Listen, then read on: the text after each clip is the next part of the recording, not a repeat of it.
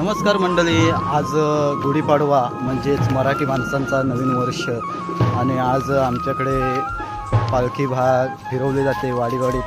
तर ती पालखी बघूया आपण कशा पद्धतीने सजवली आहे आणि कशा पद्धतीने मानकरी छोटे मानकरी कसे आहेत, कशी आरत लावतात ते बघूया आपण. व्हिडिओच्या शेवटपर्यंत नक्की राहा.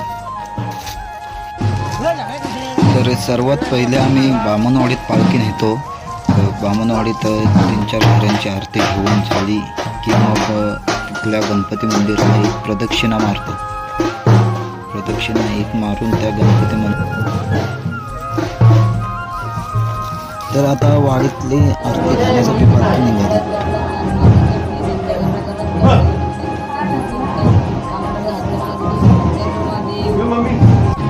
ते आमचे छोटे मानकरी आरत लावणार. तर परंपरा आणि काय असते ते कोकणात आल्याशिवाय समजणार नाही, कारण कोकण हा जगण्याचं नाही तर अनुभवाचं ठिकाण आहे. आता पालखी सर्व घरं घेऊन झालेत.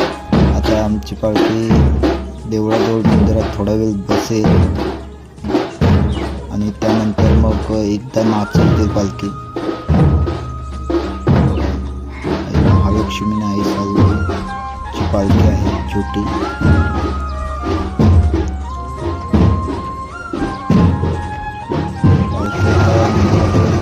मंदिरातून बाहेर काढली नाचवण्यासाठी.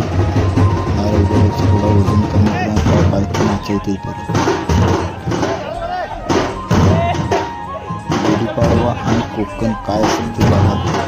प्रत्येक गावात अशा छोट्या पालख्या बाहेर नाचवण्यासाठी घरं घेण्यासाठी पडतात, कारण ही परंपरा आहे, लहान पोरांनी जपलेली परंपरा आहे. तर व्हिडिओ कसा वाटला नक्की सांगा.